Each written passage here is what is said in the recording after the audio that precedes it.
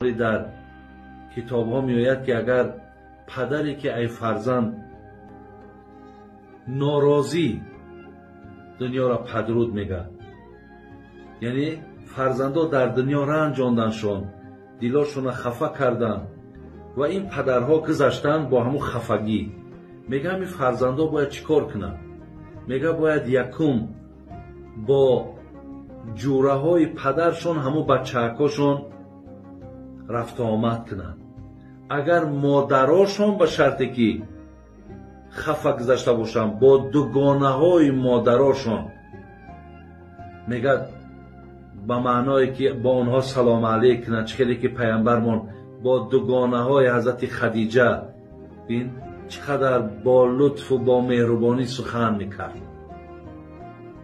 یکم میگه این است. دویم میگه سر قبرش رو بود، همونجا